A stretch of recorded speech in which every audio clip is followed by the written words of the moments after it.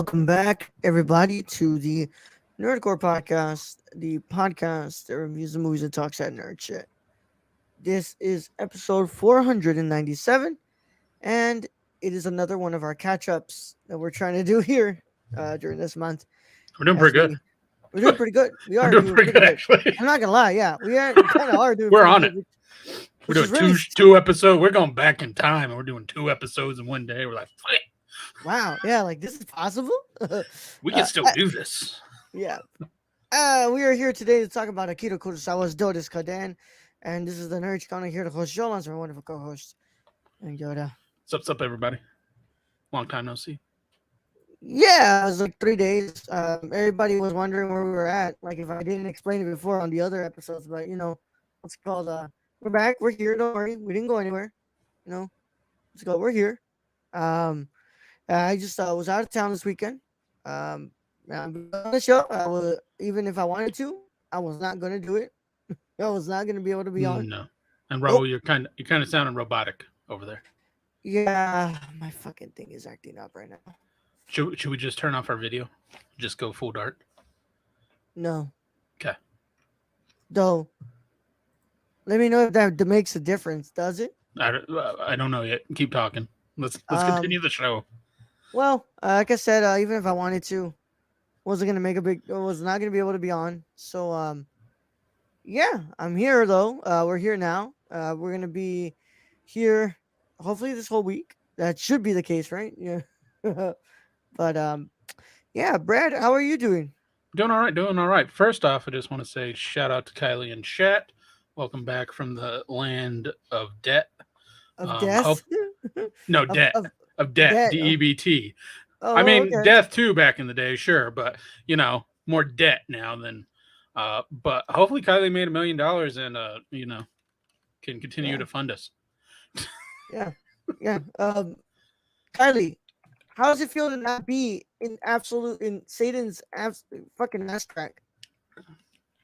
Yeah. Las How does it Vegas feel? is Satan's ass crack. Yeah. Fucking Satan's ass crack. I'll probably end up like quitting my Google Chrome, coming back in when you're actually reading for the movie. Okay. So that way I don't miss too much. But you watched the movie though, so I don't think you're gonna miss much. Yeah. I did see that, Kylie. I saw you up the tier. We appreciate that. Kind of amazed by that, and I'm kind of terrified by that at the same time. Yeah. I don't know what a one-on-one. What are you gonna make us? meeting What are you gonna make us watch, yo? Yeah. What are you gonna make us watch? First of all, you only get one, so chill. But also, like, what the fuck do you want us to do for the one-on-one meeting? I mean, we already kind of do that in live shows and shit, so I don't know. But for $50, I guess we'll do it. Yeah. Kylie, though I'm thankful that thank you for upping your tier. Thank you for being here, and we do appreciate you a lot. 18 dry heat to 140 human heat, so I don't know what to say. Yeah, I'd rather have the 118 dry, honestly. Yeah. But I've been living in a dry climate forever and a day. Yeah. Well, yeah. How was your day today, Brad? What were you? How was your weekend? Honestly, because I haven't heard from you. My weekend, it was all right. Saturday, I had to help my aunt move. So, as you recently know, moving sucks in any fashion. Yeah. Be it when you move yourself, when you move anybody else, moving fucking sucks. And my arm literally started spasming, so I don't know what the fuck happened there. So you're pretty thankful that I didn't have to make you do a show yesterday, right? Wow, I was kind of fucking tired. I would have done a show still. I just would have been really fucking tired. Yeah, dude, I knocked the fuck out. Like I was smelling like a biofreeze. Like I was smelling like old people up in here. Oh man, no worries. I was way too tired yesterday. I also just, it was a heavy weekend. It was a heavy weekend. So I think that not being on the show was the better thing to do. I will say I'm glad you had Luis there, because if that shit didn't make everyone laugh. I'm not gonna go more into it because that's for the live show. I'm just telling you, Raul, like it's coming. He should have never posted that. Yeah, fuck him. You're showing everybody at the fucking memorial too. Yeah. It's one of 7 independence, since independence is about speech. speeches. We will watch a movie about an amazing speech. Pacific Rim. All right, cool. Pacific Rim. Pacific Rim is the next one. I'm excited. Um, yeah. But we are going to be talking about Dodes'ka-den today. This is way back when for Kurosawa Month Part 3. This is going to be the last one of our catch ups on the main show because the next two are mini pods for Mini y'all. pod. Yeah. But of course, today we'll be doing Dodes'ka-den. And on Thursday, we are going to be doing Everything Everywhere All at Once, a review. And that's for this week as we continue on to episode 500 on Thursday, next Thursday. So, of course, thank you all so much for being here. I really too much. I finished watching this film today. I watched this film today. I oh fuck, it's not here. But my good friend Patrick Howe, who was on the Money in the Bank watch along, he bought me a Criterion for this Criterion sale. He got me Michael Haneke's The Piano Teacher. I watched that last night. I knocked out Ooh. at the last 10 minutes, and I finished watching it today. Fucking amazing movie. I'll talk more about that on my YouTube channel. Great movie. I watched that. Went through more of the Decalogue, so I can bulk film some movies, some videos this today, tomorrow. So yeah, that's literally all I've been up to, and yeah. But without further ado, I'm probably sounding hella robotic right now, right? Yep. Yep. You're going Transformer. Fuck me, man. I don't know why this thing's going. All right. How about you? How about you do the spoiler warning and all that, so I can go ahead and quit this? Okay. All right. Yeah. Yeah. Spoiler in 5, 4. No, no, 3. no, no, no, no, no. You know you're. Oh, I You, gotta go. Okay, anything before 1969. You know, we don't give a fuck about spoilers. Y'all should have watched those movies anyway. Anything after that, though, spoiler warning. if you And that's haven't all you. seen, If you then haven't you seen the stay. film, you can, stay or get the fuck out. Right? Yeah, I love it. No, if you have seen Dodes'ka-den, or you don't care about, or you care, if you haven't seen it, or you do care about spoilers, here's your chance to stay in here. You do You, so you, much better you than I get do. out of here. Or if you haven't seen it, or if you have seen it, or you don't care about spoilers, you can stay here. Either way, how it goes is your one and only spoiler warning. Now, Brad, count it down, read it, so that way I can reboot my shit 5, here. 4, 3, 2, 1. Hee hee hee hee hee. All right, coming from our one and only source, Dodus, or Wikipedia, sorry. Dodes'ka-den is a 1970. Oh, I guess is an onomata term equivalent to clickety clack. You watch the movie and you'll understand. Is a 1970 Japanese drama film directed by Akira Kurosawa. The film stars Yoshitaka Zushi, Kin Sugai, Toshiyuki Tonomura, and Shinsuke Minami. It is based on Shigeru Yamamoto's 1962 novel, A City Without Seasons, and is about a group of homeless people living in poverty on the outskirts of Tokyo. Dodes'ka-den was Kurosawa's first film in 5 years, and his first without actor Toshiro Mifune since Ikiru in 1952.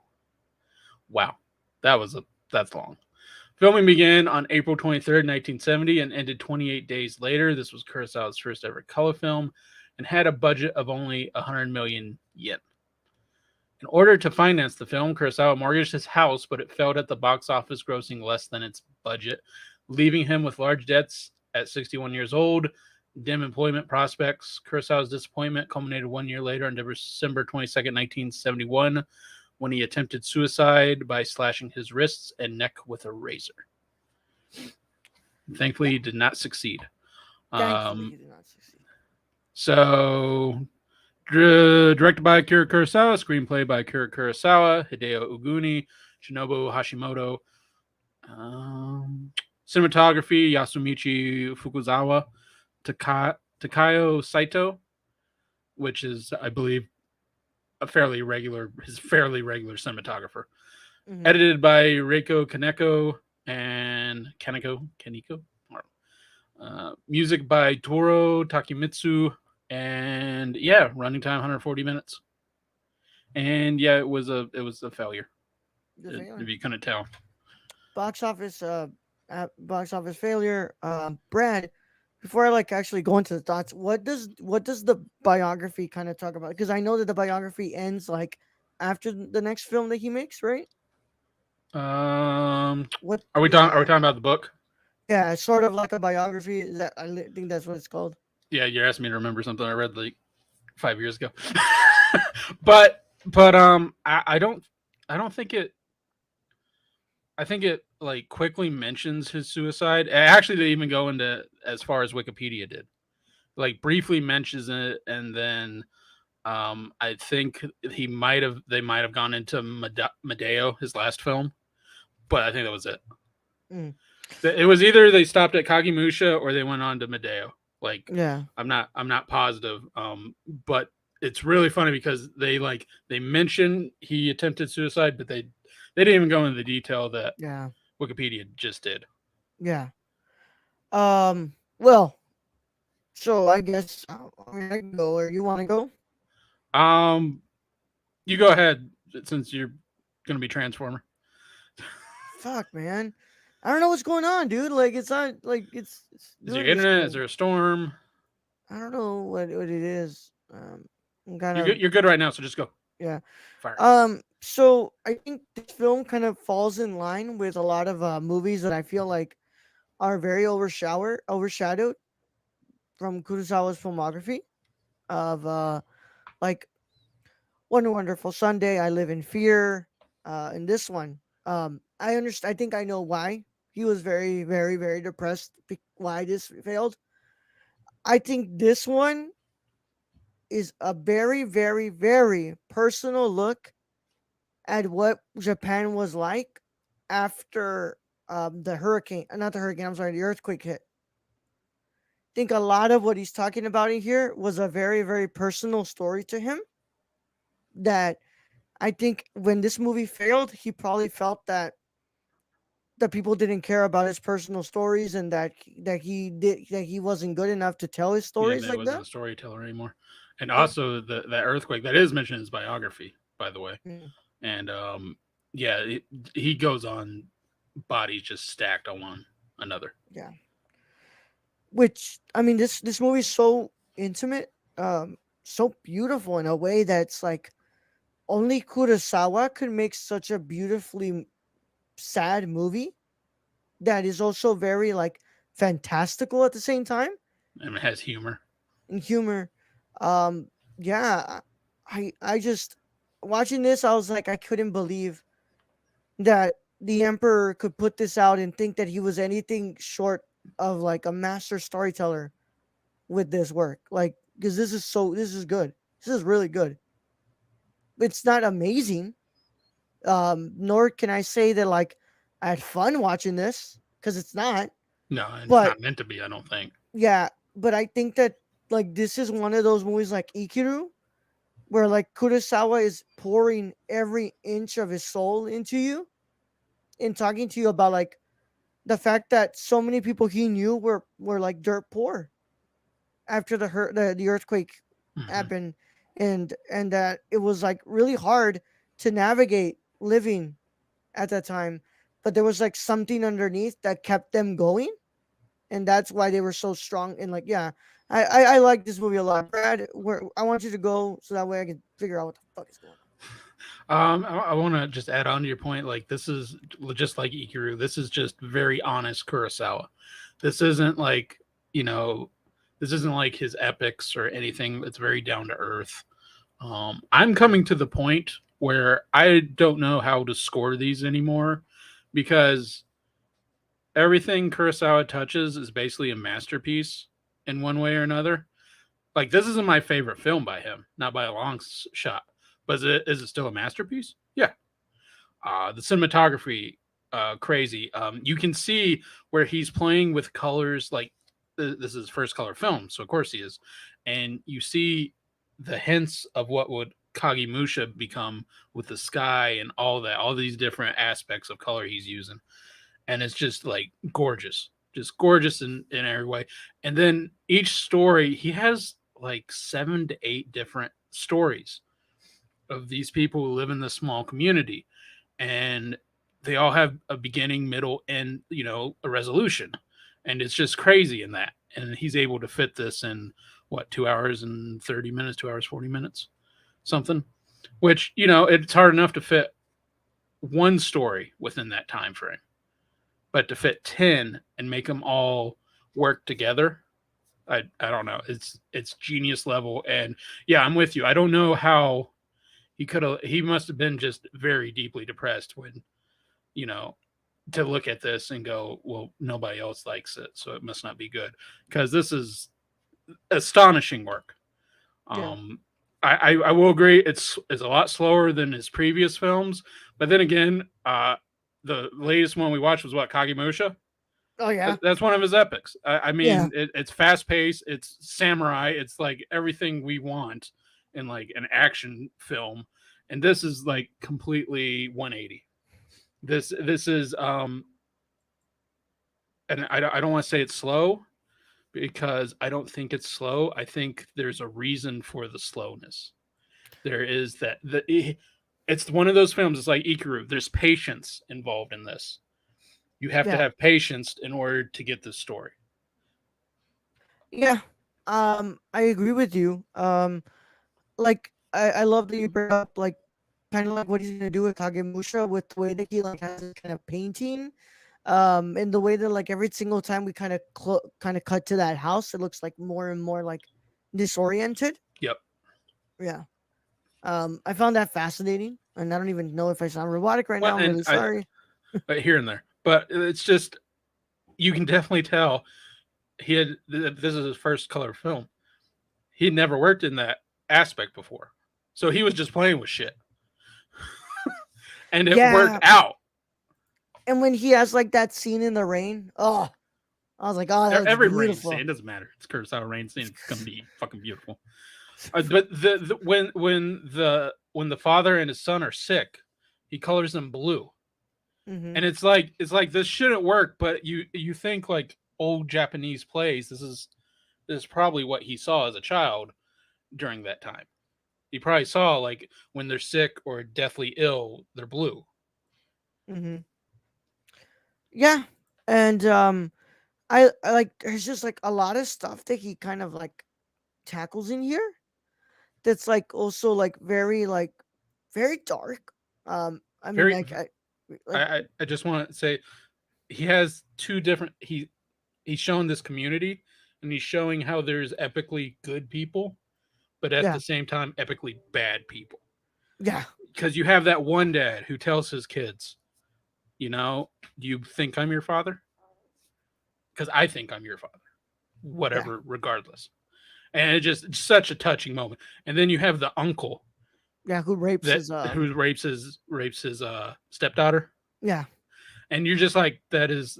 And then he just runs out, and it's just mm-hmm. like, that is shit of the earth. And yeah he just has these stories of this community, and it flows so well together. And one of my favorite scenes has to be when I, I don't know how to. He has like a stutter or like a tick. He's a gentleman that invites his coworkers over for sake, and the mm-hmm. wife kind of just like treats him like shit before she goes out. He just defends her, be like, you guys don't even know. Like, this woman basically got us through everything. yeah So fuck you. yeah.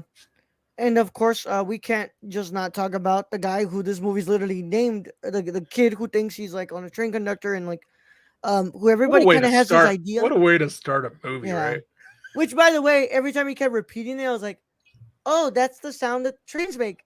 Dodes'ka-den, Dodes'ka-den, Dodes'ka-den, Dodes'ka-den, Dodes'ka-den. Dodes'ka-den, Dodes'ka-den, Dodes'ka-den. Oh, Yeah. but just parts that Kurosawa does for this when he's checking the train in the beginning. He's Mm-hmm. going through his checks of the train that's not there, but there for him, Yeah. and he puts the sounds. He puts Yeah. sounds there of him like closing stuff, and then and it's just like, it's genius. It's It's genius. genius in Yeah. a way. It just adds to it. Adds to you believing that there's an actual train there. Yeah. Which everybody kind of believes that that kid is mentally ill. I mean, mentally, yeah, mentally sick. Which, like, I don't think he is. I think a lot of what this movie kind of is representing is the fact that like all of these people are clinging onto something that can make You them get them forget through. to make them forget that like their lives are so fucking bad. Like they're suffering, and that they have nothing going for them.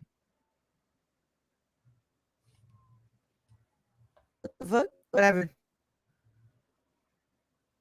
Oh well, Nah. that's I don't know what happened there.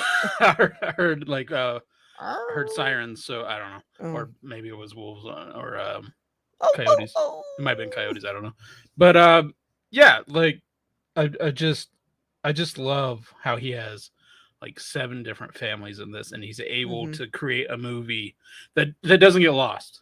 Like Yeah. it explains what it's trying to do. Very similar to like those films that Ozu makes, right? Like this was like really like reminiscent of what Ozu was doing in his Of movies, just the normal, average, everyday everyday life. life of someone in Japan. Yeah, Yeah. very much similar. But I don't think you beat the Emperor. I don't think No, you of beat the course not. Emperor in this. Of course not. Well, and that's why I say like this one, I Live in Fear, One Wonderful Sunday. They're all like really important movies. You can't just not watch this movie. Like this one, I think if you want to understand the Emperor more and why he is such a master storyteller, you have to watch this one. Yeah, I Yeah, agree. It's up there with Ikiru. It's like Kurosawa, and I'll say it again, is always known for the yeah, samurai epics. yeah, Um, and it's something because yes, he does the samurai epics. He does them the best. He does them the greatest.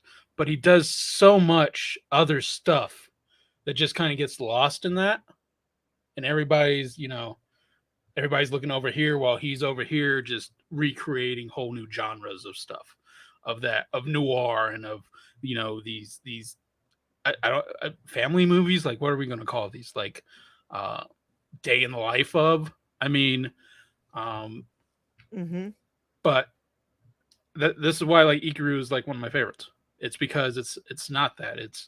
It's a film that requires patience, but the what you get at the end is worth it.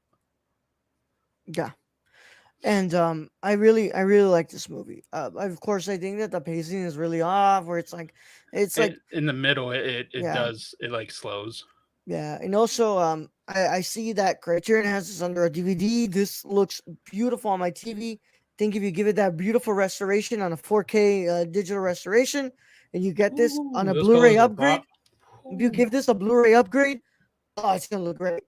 Please get this soon. Um, I'm not sure if they will anytime soon though, because it seems like I don't know what the situation is like with the Kurosawa distribution rights. Yeah, I don't know. I don't know who has them, who doesn't. I feel like the fact like Ron got take picked up by someone else kind of fucked over Criterion because Yeah, you're gonna include a box set but not include Ron. Question mark. yeah. So we just keep waiting for the Anything. eventual day that they're like, oh, look, this is coming to the collection, because I can't remember the last time that anything got an upgrade from Kurosawa to Ikiru. Blu-ray. Ikiru got a 4K. Oh, 4K digital restoration. Yeah, Yep, but yeah. which I think I have. I do have that. Oh yeah, you Yep, have I that do one. have that. I have that one. Yeah. Of course, I have that one. Of course, though, I'm gonna go ahead and give this an 8.5 out of 10. I like this a lot. In my ranking, I think this is like my the third from the bottom. I don't even know anymore. I don't even know No, anymore about ranking Kurosawa. Like I can put a number to it, but it needs an yeah, asterisk that just says masterpiece and just throw that out there. all of them are just so important, dude. Like, Yeah. oh, this is number 16. It's above Senjuro, but it's below the Bad Sleep Well. Okay. And that's because I fucking love the Bad Sleep Well. I could not put this over I the love Bad both Sleep those Well. films. I love. Yeah. I haven't found a bad. It's like the Coen Brothers. I haven't found a No, bad Kurosawa film. no, There I is no enjoy all bad of these movies. unless we go back to the pre-war Yeah, movies that he was forced to do in some form yeah, and edited by who knows who. Yeah, we might find a bad movie. yeah. But I mean, so far, 18 films I've seen from the man, and none of them are bad No. at all. The only one that I'm like, okay, I like it, but I don't think it's like amazing. It's like Hidden Fortress, and I'm like, oh, I like what is being done here, but it's like, that's amazing. I'm And like, I just like the fact that out of all the movies, it's the one you don't like that George Lucas decided to steal still everything for Star Wars from. Yep, yep. But everything else, Stray Dog, I Live in Fear, Kagemusha, Dersu, I mean, I fucking love them. I love them. We do need to watch this last one, Madayo. Yeah. So, Like I said, the last Kurosawa film month will be Sanshiro Sagata Part 1 and Part 2, Madadayo, and Rhapsody in August. So, is that what we have left? Nope. Nope. Oh, We have a good amount. we have a good amount. Okay. Yeah, he made like 30 something or like 20 something. I think we're close to being done. Oh,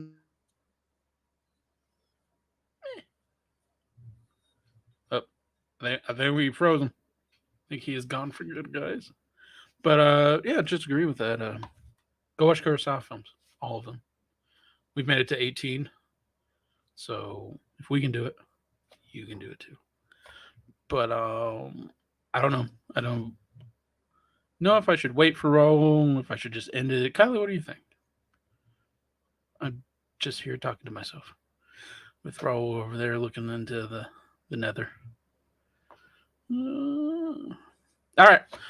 Well, I guess I'll just go ahead and go towards our ending. But you can find Raw at the Nerdy Chicano, of course, on all platforms. You can find myself at Random Germ 101 everywhere. Oh, he's back. He's back. All right. I don't know what's going on. I don't know, but I was getting us out of here. All right. Well, either way, I just want to know what you were gonna give it. If you. 9. 9. Give it a 9. All right. Awesome. You'll finish it up, right? All right. All right. Night, Raul.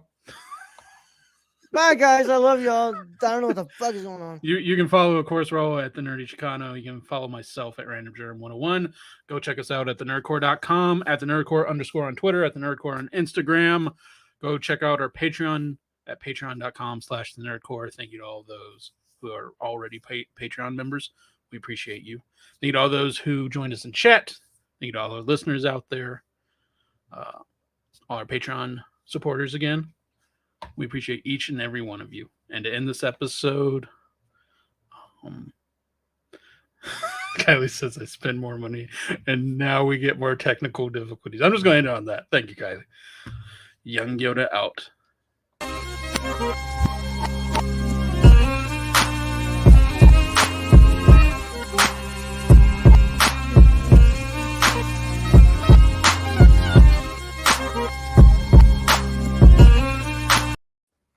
I don't know what the fuck is going on.